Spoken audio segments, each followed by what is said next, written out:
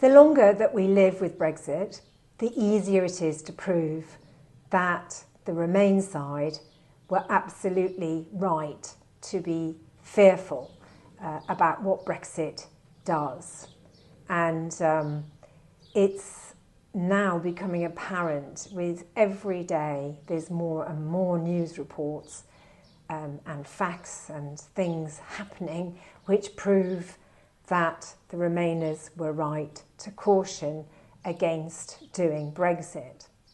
Sadly, the politicians who won power since 2016, from Theresa May, who was leading the Conservatives, through to Jeremy Corbyn, who decided to let populism keep him in power, despite the fact that his MPs made it clear they didn't have any faith in him, to Boris Johnson and his ambition to become Prime Minister, has meant that common sense has been thrown to the wolves and Brexit has been grabbed as an opportunity for some politicians to get what they want, which only probably really means that they were over-promoted because prime ministers and cabinet ministers should only really make it to the top jobs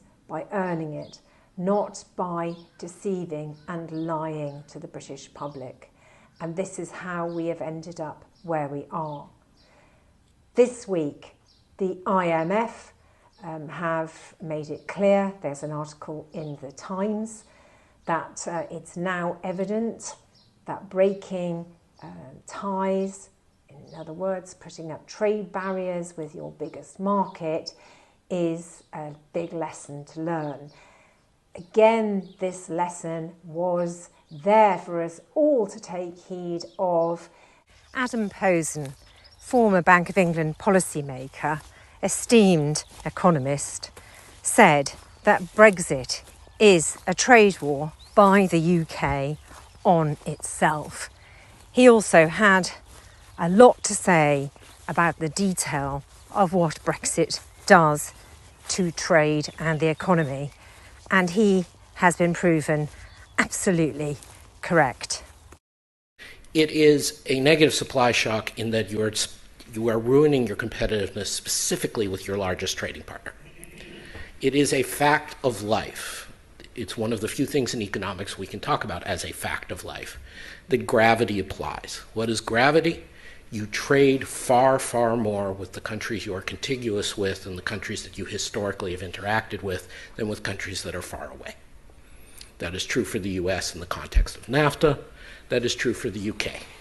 No matter how much there's been a special relationship, no matter how much the UK tries to be a global exporter, the fact is you've got more than twice as much trade with the EU, more than twice as much investment with the EU as you do with the US, or let alone the rest of the world.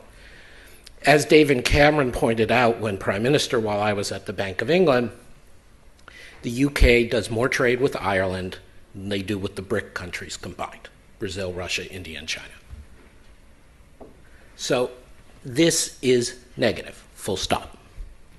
Additionally, because the UK had this special status as the less regulated, less low-tax, English-speaking, rule of law place, not that all of that was in question elsewhere in the EU, and certainly Ireland was similar, but had this special place, and people liked living in London, you had a huge amount of investment in the UK as a platform to enter the EU because you were part of the EU deal. That goes away. It may not go to zero. It will gradually come down. I see a representative, for example, of Toyota Motor Corporation here. Toyota, Nissan, Ford all have disproportionate amounts of their European auto production in the UK.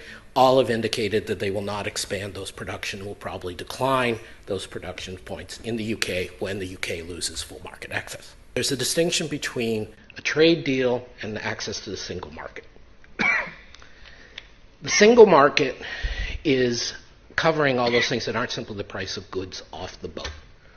It's whether your auto meets safety standards. It's whether your chemicals or your food additives have been recognized. It's whether you fit standard sizes of various objects. It's whether your accountants are accredited. It's whether your university degree is recognized in other countries' universities.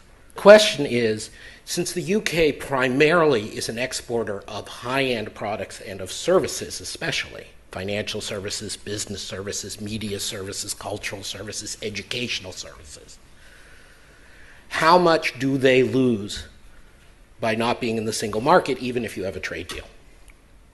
And the answer is a lot. Most of the financial regulation that affected the UK was set in the UK and was not set by Brussels. And while the UK was in the EU, they had a predominant voice in the setting of those regulations in Brussels. Now, there will be no such interest. And that is why we are seeing, on estimates of my colleague Simeon Jankov, who runs the financial markets group at the London School of Economics, a third of city jobs, the economic and financial jobs in the City of London, will be moving to Dublin, Frankfurt, New York. Now you can say, but this is for centuries. Over the long term, it'll be better. So then you have to think about what's wrong with the EU economy versus the UK economy. So most of us who see there being problems in the EU economy as a whole, or at least the Euro area economy, because frankly Eastern Europe isn't doing so bad, tend to focus on 5 things. We say there's over-regulation of labor markets, there's heavy hand of regulation and other things, there's an excessive welfare state, there's demographic decline, and there's the problems of being associated with the Euro membership. Now, if you look at that list, 4 of those 5 do not apply to the UK, even as members of the EU. The UK has a looser labor market regulations than anyone else in the EU. The UK has a smaller welfare state than anyone else in the EU. The UK was a beneficiary in a demographic sense of people from Poland and France and Portugal and elsewhere and Romania coming and helping balance out the aging of their society. And the UK was, of course, not a member of the European monetary system. Even if the UK were to stay in the EU, none of that would change. So what is it getting?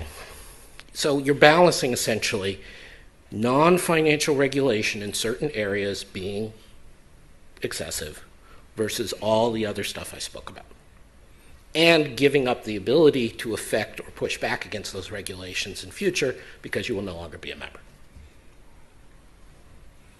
Leave the rhetoric aside. Look at the reality. This is not a very good deal in economic terms. Now, again, you can always say, well, this is about sovereignty. They want to do it. Again, I'm not fit to say that. That's fine. But you should be aware that there is no economic upside to this. Brexit is never going to work for the majority of British people. Brexit only works for those people who benefit from perhaps the fact that the EU banker's cap has now been removed, and for a few individuals that means that they can earn unlimited amounts of money, which before the European banker's cap was stopping them from doing so. Equally, the other people that will benefit from Brexit are the big corporations who will end up buying the smaller and medium-sized businesses that are going bust, and a lot of them are going bust. So ultimately, the British people need to come to a decision and recognise that the sooner we get rid of Brexit, the better it is for us all. We were safer and more prosperous in the European Union. We won't be able to rejoin immediately, but at least it will get us off life support, which is what we're on at the moment, and it will begin to get the circulation of trade flowing again, and over time one hopes that we will be able to rejoin in some capacity to ensure that we have power at the heart of the biggest free trade bloc in the world.